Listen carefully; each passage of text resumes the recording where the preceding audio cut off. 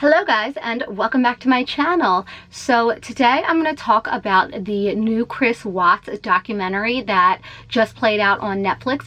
And what I want to talk about today is the stuff that they didn't talk about. Mainly, I want to focus on Nicole Kessinger because I believe, and I feel like a lot of people believe, she played a really big part in what went down with Chris Watts and his family. I think she had a lot more to do with it, and she's living her free life. She lives by a new name. She actually lives in Colorado. And I think it's kind of a crappy deal that nothing happened to her and she just got to walk free. If you haven't yet and you like makeup and mystery and all that cool stuff, make sure to subscribe and let's get to it. So as a quick summary, Chris Watts was an all-American dad. He lived with his wife Shannan in a big, beautiful home. She worked for an MLM company that was like a weight loss management type of company, and it would like focus on nutrition, working out, things like that, but it allowed her to be home with her two daughters, and she was also pregnant at the time with a little boy. Apparently, Chris didn't want to have another baby. He felt like she was controlling, a little bit bossy, and it almost seems like he was in like a midlife crisis. And so basically, he went to work one day, and here comes Nicole Kessinger, the mistress. Looking at her photos, and I'm telling you, I listened to like 4 or 5 hours of her talking to police detectives, and what I take from her is she's the type of girl that if it's a challenge or something that she can't have, it makes her want it more. She has that vibe like, I'm one of the guys, even though she's not. She seems kind of like a whore. And not to mention, the biggest vibe that I get from her is pathological liar, like one of those people that just lies at the drop of a hat. I think it's crazy that Netflix docu didn't add in her interviews with the police or the phone calls or anything, because it speaks a lot with what happened. It really helps put the picture together.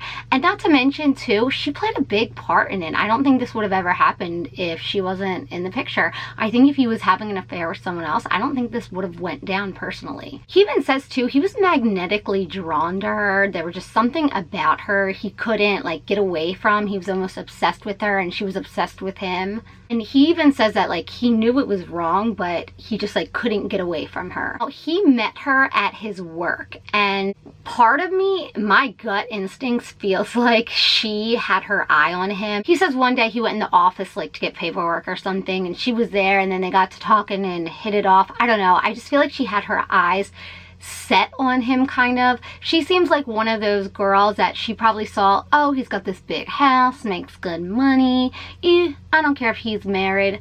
I'm gonna sneak up in there and get up in it.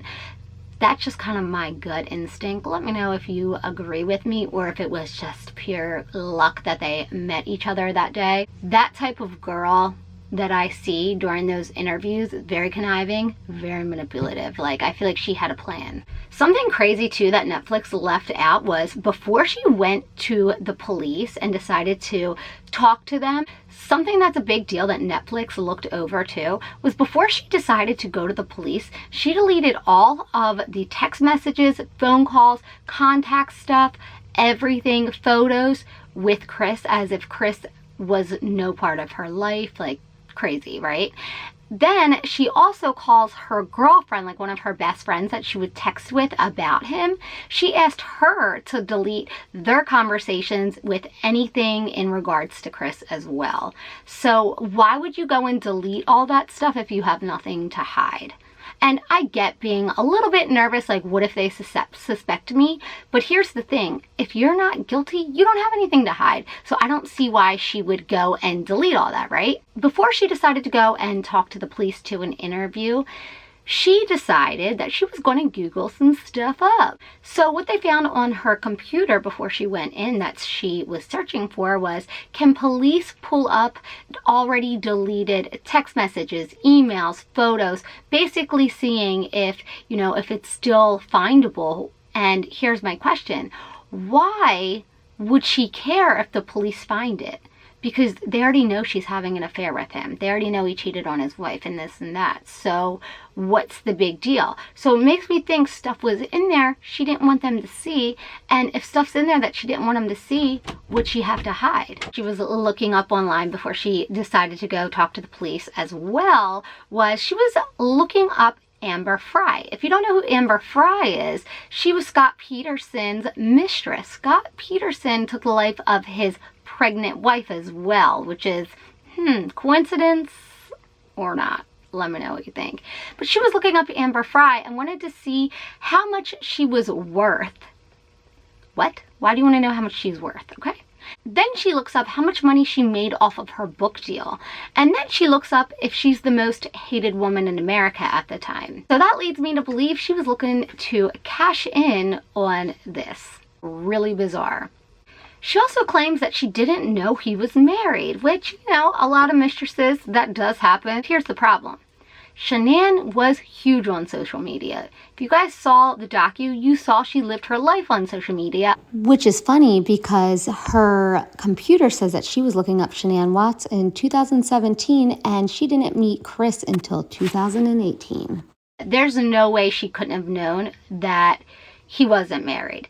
And especially because when those two were dating and together, she was looking up wedding dresses. She had searched Shannan Watts many, many times, along with porn and like butt sex and things like that, which is like whatever, live your life. But she knew he was married, and in the police interviews she said, I had no idea up until basically I found out from the media and all this stuff happened. Oh my god. Lie. Can't believe they didn't put that in the docu. I have no idea. I feel like that's a huge red flag. When he went to visit family, she texted him, take this time and try to heal things with your wife and enjoy time with your family. And then Chris writes back, I can only text, I can't FaceTime or call. And then that's when she gets almost irritated. And then she writes back, why not? Are you with her? And during this time, like I said, is when she's looking up wedding dresses and searching Shannan like a million times on the computer. He says that she was almost obsessive and started to get more controlling as time went on. Something else I thought was really, really crazy they didn't put in the Netflix docu is that when he was on that trip, he wanted to give Shannan a medication to basically have her miscarry the baby because he thought it would be easier to leave her if she wasn't pregnant. So he slipped her 80 milligrams of oxycodone and it didn't end up working, obviously. And he says he'll take it to his grave where he got that from, and he'll never ever speak of or say where he got that from. And I have a little inkling of an idea of where that came from. Write down below where you think it came from. I have a feeling we're all thinking the same thing. Now, I think this was crazy too that they didn't put it in the Netflix docu. Wait for it. During her interviews, and I wrote this down because I always wanted to make a video on this. It's just there's so much time you have to put in these, you know, to really listen to a lot of the interviews and things like that. So one of the things that I wrote down, and I thought it was crazy that it wasn't talked about, during her interview to the police, she accidentally let it slip that she actually encouraged Chris right before he took his family's lives to delete his Facebook. And when he finally did, she started asking him if he just deactivated it or if he scrubbed it to where he can never get it back again and it'll never show back up. That way the police couldn't recover it. And I thought that was really, really interesting. I have no idea why the docu didn't cover that. That makes no sense to me. And it really makes no sense to me that the police just let her go free and didn't look into anything. And the reason the police claim that they didn't look into her or really do more research into her is because he had already admitted to it. Basically, because of that, they swept everything else under the rug with her. And I feel like if they would have deep dived and really looked into her, I think they would have seen that she was probably along for the ride as well. What I also thought was crazy too that they didn't put into the docu is he sent his wife Shannan a text message picture and it looked like one of the kids under like a big white bag thing. I'm gonna insert the photo here, and this was like right before he did what he did, and I just couldn't believe that they didn't talk about that. I feel like that's a huge red flag. The photo's so creepy, and I'm not even gonna lie, I have a 3, almost 4-year-old. If my husband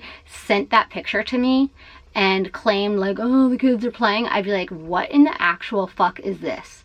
You know what I mean? Like, it just didn't sit right with me, and I'm just surprised they didn't cover that. In Nicole's interviews is that she kept telling the police, like, she tries to act like the cool girl, you know, and she's like, she's very, like, with her stupid little laughs, like, like, no big deal. Like, she's acting as if she's in the principal's office for, you know, doing something, like, stupid and wrong, like, for petty theft or something. She's actually sitting in the police office because, you know, so, like, I don't like her attitude. But anyway, she tried to influence him to work on his marriage and, you know, figure it all out and blah, blah, blah, blah. Lies. Because she actually ended up telling Chris that she wanted to have his firstborn baby son, which is funny because before that she says she never wanted kids and this and that. So she was telling him that she wanted to give him his first son, which is disgusting because his wife is pregnant with his first son. Something else that I thought was a little bit creepy is apparently there was text messages that Nicole had sent to Chris saying that she didn't want to be with a married man with baggage and kids and all that, and she wanted to start over fresh with someone who didn't have all that. So I don't know. I want to know what you guys think though. Do you think she knew more than she let on, or do you think she was innocent as she plays? Let me know in the comments below. I hope you guys like this video. Don't forget to subscribe, and I'll see you soon. Bye.